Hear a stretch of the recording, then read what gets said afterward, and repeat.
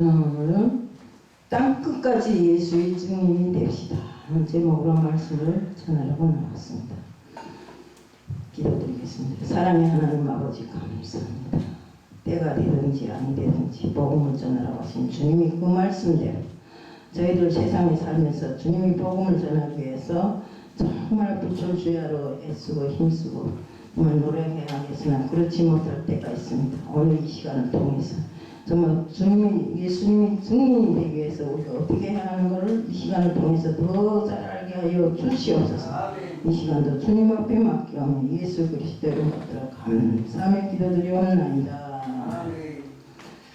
우리가 지금까지 흘러온 세월 몇 년 동안 이 봄은 코로나 팬데믹을 인해서 우리 국가에서도 예배를 드리지 말라고 막 쪼일 때가 있었잖아요. 그래도 그 가운데서도 예배를 한 번도 쉬지 않고 우리는 정성을 다해서 예배를 드렸습니다. 근데 이것이 내 정성이 없겠는가? 그렇지 않다는 걸 우리는 압니다. 하나님이 우리에게 힘을 주시고 정말 우리가 예배를 드릴 수 있도록 늘상 우리를 각성시켜 주신 하나님 은혜 너무나 감사드립니다. 우리 예배는 생명입니다. 예배를 드리지 못하면 시온의 대로가 열리지 않습니다.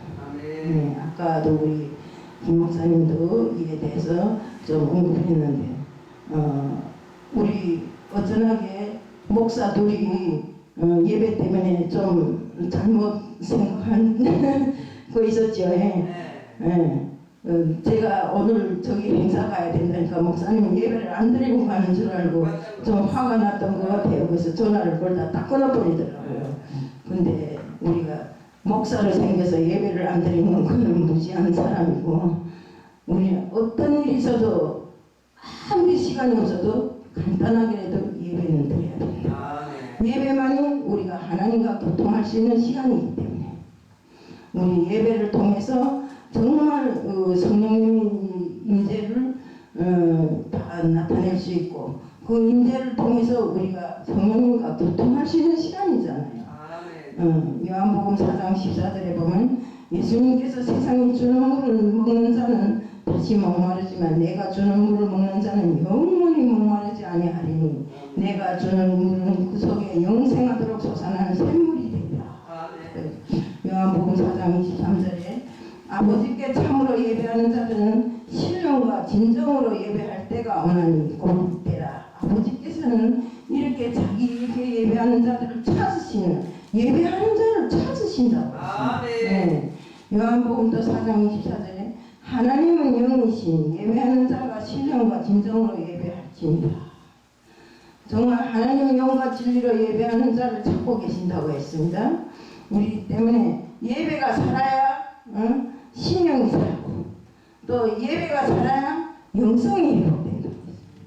그러니 우리들 모두 예배를 드릴 때마다 성령 임재를 경험하는 영적인 예배를 드려야 됩니다. 우리 종교개혁의 본산신 스콜랜드 존 락스 목사님이 목회하던 그 포수교회가 있습니다. 존 목사님이 목회할 때는 성령이 얼마나 강하게 역사를 했는지 사람들이 너무 많이 모여들어서 교회 문이 다 떨어져 나갔다고 합니다. 근데 지금 가보니까 큰 예배당인데 노인 한 30명이 앉아서 우중충하게 앉아서 유령처럼 예배를 드리는데 섬뜩하게도 느껴지고 참으로 그 슬프게도 느껴지더라고요. 그래서 성령 역사가 전혀 없는 그곳을 방문하면서 사람들은 정말로 성전문을 붙잡고 눈물로 기도드리고 드린다고 합니다. 겉모습은 거대한 교회인데 교회가 술집으로 변하고 카페로 변하고 정말 식당으로 변해서 그 교회가 교회답지 않은 이런 것들이 구라파 쪽에 많이 있다고 하는데 구라파만이 그런 것이 아니라 우리나라에도 언젠가는 이런 일이 있지 않겠는가 하는 생각이 들어갈 때가 있습니다. 큰 대형교회 가보면 무슨 카페다 뭐이다 하고 안에다 잘해놨는데 그것이 돈 버는 온천이 아니라 그것으로 인해서 사람들에게 좀 나쁜 인상을 줄 때가 많더라고요. 그러니까 우리는 정말로 어떤 것도 보상받을 수 없는 이 시점에서 우리는 성령님이 도우심을 받아야 합니다. 성령님의 인도하심, 교통하심을 받아야 된다. 초대교회 탄생은 오순절 성령의 강림을 통해서 되었습니다. 교회는 성령 인지하는 예배와 찬양을 드려야 되는. 찬양을 부를 때 우리가 얼마나 마음이 뜨겁고 또 내가 뭔가를 할 수 있다는 그런 힘이 막 나잖아. 때문에 우리는 찬양을 많이 해야 돼. 아침에도 우리 예배 드리기 전에 찬양으로 성령의 불을 붙여놓고 그 다음에 그 불로 인해서 우리가 성령 인도함을 받는 이런 자들이 다 되어야 돼요.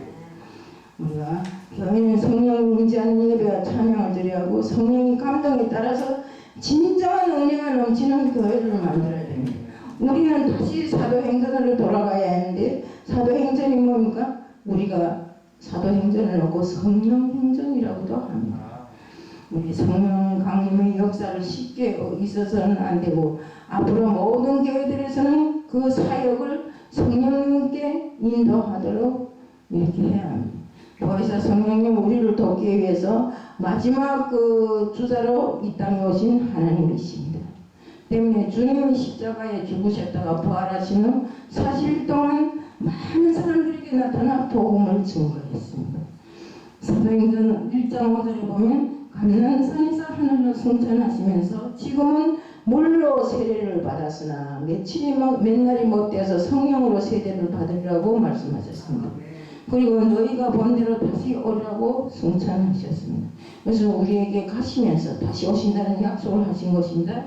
이 약속을 믿고 보는 정말 마가의 다락방에서 120여 명의 성도들이 모여서 간절히 기도하는데 10일째 되는 날 성령이 갑자기 성령의 임재가 강하게 나타나면서 정말 모든 사람들이 정말 성령의 인도함을 체험하게 되었습니다.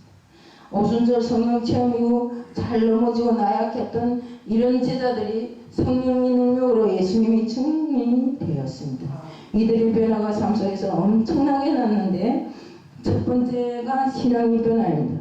성령을 받으면 인생의 가치관이 달라졌어요. 정말 세계관이 변하고 예수 그리스도를 중심으로 하는 비전이 변화되어 어둠의 자녀가 빛의 자녀로 되었다고 했습니다. 성령을 받으면 못된 악습관이 끊어지고 새 사람이 되었습니다. 이 악습관이란 거는 정말로 이 나쁜 습관입니다. 제가 안 할 말로 이북에서 우리는 이에는 이, 눈에는 눈 하는 이런 걸 배워나갖고 네가 잘됐든 못됐든 네 나한테 손해를 줬으면 나도 네한테 이렇게 한다. 이런 그 증오의 마음을 계속 불태우다 보면 이것이 결국에 가서는 악습관이 되더라고요. 저도 한 40년, 50년을 거기서 살다 보니까 그런 습관을 많이 가졌는데 이것을 뽑아버리기 위해서 정말로 노력을 많이 했습니다. 어떤 때는 나는 그 사람 안 봐. 난 예수만 봐.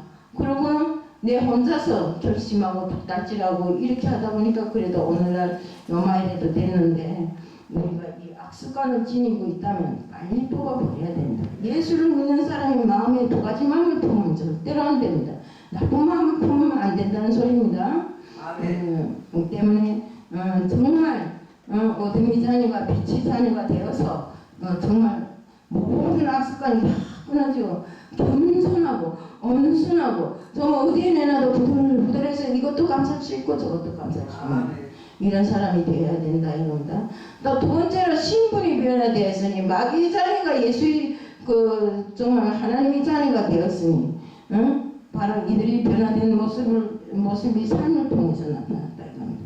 우선은 소유 개념이 바뀌었습니다.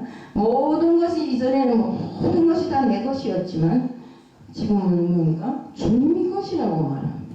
또 주인이 바뀌었습니다. 내가 주인이었던 삶이 하나님이 내 주인입니다. 또 이처럼 사도행전의 역사는 28절로 끝나지 않고 계속해서 지구촌 곳곳에 멈출 수 없는 은혜로 일어나기에 사도행전이 지금 우리에게는 성령행전이라고 말할 수 있는 것입니다. 또 사도행전은 사도들에게 성령으로 명하신 말씀입니다. 의사인 누가가 이것을 기록했습니다. 저는 바울이라는 영화를 보면서 누가에 대해서 잘 알게 됐습니다. 그 영화를 통해서 그전에는 그저 누가는 누가인 줄 알았는데 그 영화를 통해서 실제적으로 의사인 누가가 어떻게 성령으로 정말 충만한 사람이 되었고 누가복음까지 쓸 수 있는 이런 사람이 되었는가 하는 것을 잘 알게 되었습니다. 정말 성경에 보면 누가의 직업은 의사였는데 누가복음을 통해 도저히 고칠 수 없는 병도 주님이 말씀하시면 치유되는 이런 기적이 일어났습니다.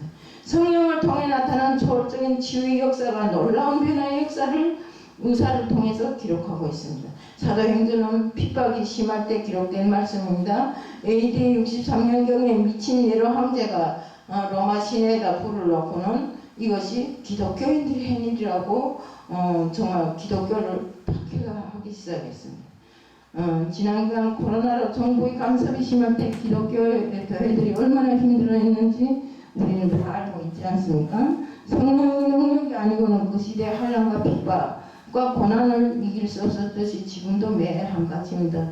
그래서 하나님은 성령의 바람을 통해서 세임과 능력을 주시고 환경을 이길 수 있도록 힘을 주시고 흩어진 그리스도인들을 통해서 이방 선교가 시작되었습니다. 그 지역에서 못 살게 쫓겨난 사람들이 어디 가서도 가만히 있지 않고 입으로 복음을 전하기 시작했습니다. 때문에 그들은 정말 고난과 낙심 속에서도 정말 힘을 잃지 않고 하나님을 의지하면서 정말 복음을 전하고 정말 내가 하나님께서는 그렇게는 네가 하지 말고 내가 할 테니까 너는 생각만 해라 계획만 해라 이러잖아요. 그토록 하나님께서는 정말 나가 돌아다니는 이런 이방을 떠돌고 있는 사람들에게도 힘을 주시고 능력을 주시고 기적이 일어나는 이런 역사를 주셨기에 하나님을 의지하고 그들이 나와서 복음을 전하게 되는 것입니다. 우리 모두 하나님 사랑을 받는 자가 되기 위해서 노력해야 됩니다. 우리 데오빌로라는 말이 여기서 나오는데 데오빌로는 사람의 이름이고 하나님이 사랑을 받는 자라는 뜻인데 데오스라는 말과 필로스라는 말이 합쳐진 합성어입니다. 데오스는 하나님이라는 뜻이고 필로스는 사랑이라는 뜻입니다. 우리도 데오빌로라는 이름처럼 하나님의 사랑을 받는 자가 되기를 축복합니다. 사도행전은 성령이 주체가 되십니다. 사도들에게 성령으로 명하였었다고 했는데 사도행전이 중심은 사도들을 통해서 일어났던 성령의 역사고 교회의 중심이고 성령이 기본이 되는 이런 장입니다. 성령은 육으로 오셨던 예수님이 영으로 오신 것이기에 시간과 공간과 제한 없이 역사하는 것이 성령의 역사입니다. 사도행전을 통해서 성령의 역사하시는 하나님의 손길을 체험하는 놀라운 은혜가 함께 하시기를 바랍니다. 제가 사도행전은 아니지만 바울 사도의 성교에 대해서 논문을 쓰면서 보니까 참으로 정말 논문을 글로 옮기는 것이 아니라 내 마음이 그대로 정말 나도 사도처럼 살아야 되겠구나, 사도 바울처럼 살아야 되겠구나 이런 마음이 들어가더라고요. 이렇게 하지 못하는 것이 지금은 답답한 것이지만 우리는 시간과 공간에 관계없이 어디에 가서든지 정말 사도 바울처럼 내가 서 있는 그 장소가 정말 선교지고 내가 서 있는 그 장소가 우리 전도할 수 있는 곳이라는 것을 명심해야 됩니다. 주님의 약속을 기다리라는 세 가지 분부가 있습니다. 하나는 예루살렘을 떠나지 말라는 말입니다. 예루살렘을 왜 떠나지 말랄까요? 예루살렘은 볼 때 사도들에게 볼 때 정말 어려운 곳입니다. 주님께서 십자가에 달리시고 사도들이 다 헤쳐져서 정말 이렇게 나갔던 곳인데 왜 다시 예루살렘을 떠나지 말고 그곳에 있으라 우리 예루살렘은 제자들이 받은 상처로 인해서 정말 떠나고 싶은 곳이지만 그곳을 도망치지 말고 그곳에서 잘못된 것을 다 해결하라는 것입니다. 신약시대는 예수님이 십자가를 지고 인류의 구원을 완성하신 곳이고 솔로몬 성전이 건축된 곳이기도 하고 아브라함이 이삭을 하나님께 드리려고 왔던 그 장소이기도 합니다. 때문에 정말 이 제자들이 주님을 버리고 도망가는 이곳에 있으라고 하니까 답답하긴 하지만 정말 그래도 빨리 갈릴리로 다시 가고 싶지만 주님이 가지 말라고 했으니까 그곳에서 주님의 약속을 붙잡고 모든 것을 회복하라고 했으니까 그곳에서 정말 모든 제자들이 함께 정말 복음을 전하기 위해서 더 노력을 했습니다.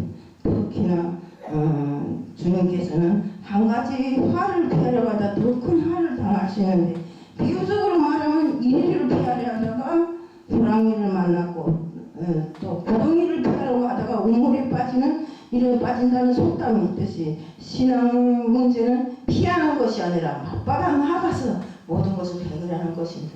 피한다고 해결되는 게 절대로 안 됩니다. 하나님이 성실한 약속을 믿고 정면 돌파하는 것입니다. 정말 우리는 절망에 지금 현재 상태도 절망에 빠진 분도 있고 미래의 희망이 보이지 않아 지쳐있는 분들도 있겠지만 포기하는 자리가 되지 않기를 저는 바랍니다. 또 본문에 두 가지 세례가 나옵니다.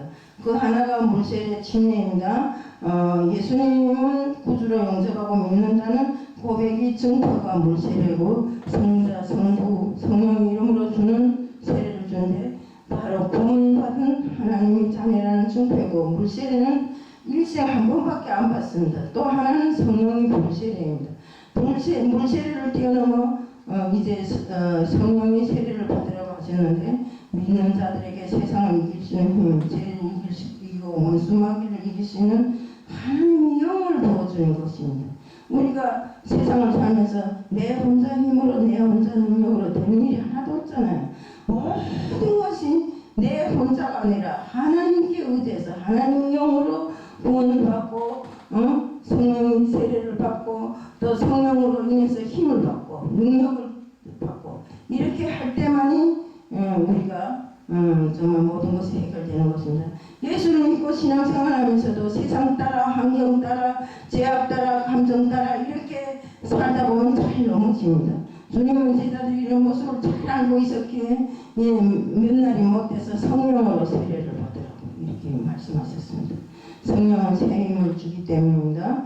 스가랴서 4장 6절에 보면 힘으로도 안 되고 능력으로도 안 되지만 나의 영으로 되느니라고 하셨습니다. 성령은 우리 안내자여 보호자여 세상을 이기는 힘이기에 성령과 동행하여야 한다고 하였고 성령께 계속 기를 모으라고 했습니다. 성령은 우리 연약함을 도우시는 분이십니다.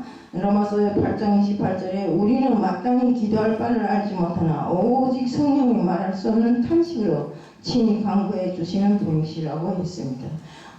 역사의 시간표는 하나님의 손에 있습니다. 하나님은 개인을 섭리하고 국가의 흥망성쇠를 주관하시기에 하나님의 때를 기다려야 합니다. 우리는 하나님께 정해놓은 시간표를 따를 수밖에 없어요. 세상에는 임계점이라는 것이 있는데 임계점이 뭡니까? 물이 아무리 오래 있어도 99도에 있으면 끓지를 않아요. 100도가 딱 차야 물이 푸랑푸랑 끓습니다. 이렇게 임계점이 찰 때만이 모든 것이 해결되는 것입니다.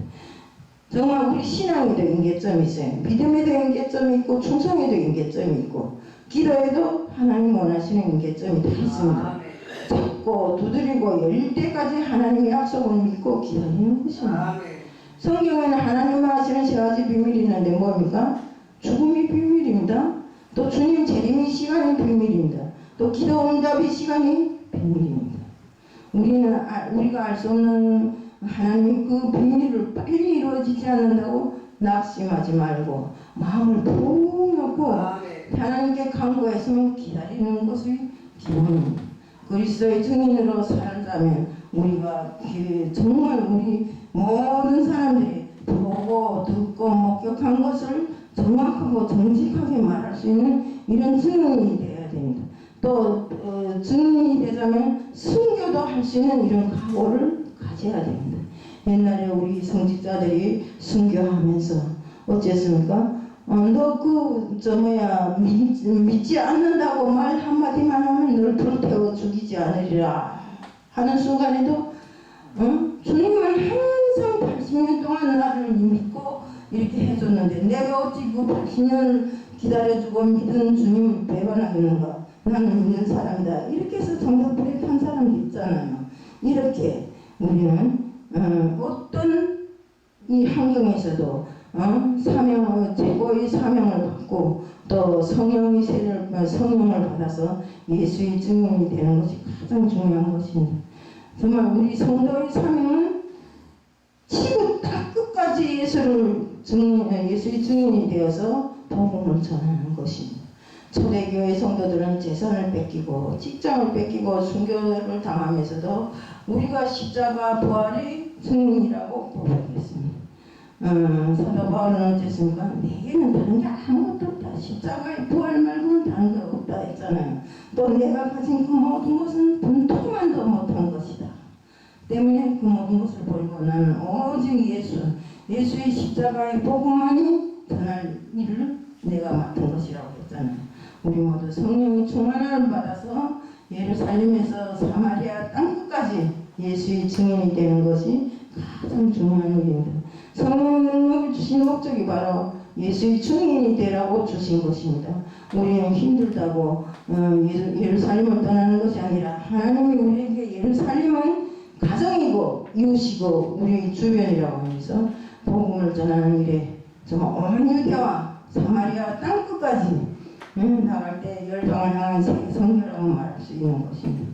이제 우리는 새로운 제일 정말 영적인 충전하고 또 도약을 해야 됩니다. 우리가 세계를 향해서 복음을 전하기 위해서는 나부터 정말 주님 앞에 섰을 때 어떤 자세로 서야 하는가를 다시 한번 뒤집어보고 이렇게 살아야 되는 것입니다. 정말 성령은 우리에게 예수님께로 인도하는 내비게이션입니다. 옛날에 내비게이션 없을 때는 어땠습니까? 그 판을 보고 가다도 차를 세워놓고 딱 내려서 여기 어디로 가자면 어떻게 해야 합니까? 이렇게 했잖아요. 그렇지만 지금 올 때는 내비게이션을 딱 눌러놓고 어디 하고 부르면 딱 나오잖아요. 이것처럼 주님의 임마누엘에게 우리는 성령의 내비게이션을 켜고 항상 성령의 능력을 받아서 예수를 전하는 이런 증인으로 복음을 전하는 선교 지향적 교회가 되어야 되는 것입니다. 우리 교회도 그렇습니다. 지금은 물론 사람이 적고 약한 것 같지만 우리가 처음은 빈약하지만 나중은 창대하리라고 하신 주님의 그 말씀대로 늘상 여기 앉아서 사람 오나 복도에서 계단에서 사람 내려오는 소리가 나나 그것만 듣지 말고 우리도 빨리 큰 곳으로 나가서 당당하게 외치면서 정말 교회를 채워가고 정말 주님이 우리에게 주신 복음의 명령을 집행하는 우리 교회가 되자는 것을 말씀드리면서 오늘 말씀을 마칩니다. 사랑하는 하나님 아버지 감사합니다. 진실로 복음을 전하는 일이 우리의 사명입니다. 사명이라 생각하면 쉬운 것이지만 그것이 정말 일이라고 생각하면 힘듭니다. 때문에 우리는 사명을 받아야 하는 이런 사명자로서 우리 정말 주님이 이 땅에 오셔서 정말 우리를 위해서 죽으신 그 목적을 모든 사람들에게 지구 땅끝까지 전할 수 있는 저희들이 될 수 있게끔 하게 하여 주시옵소서. 이 시간도 주님 앞에 맡겨오며 예수 그리스도를 받들어 감사하며 기도드리옵나이다. 아멘.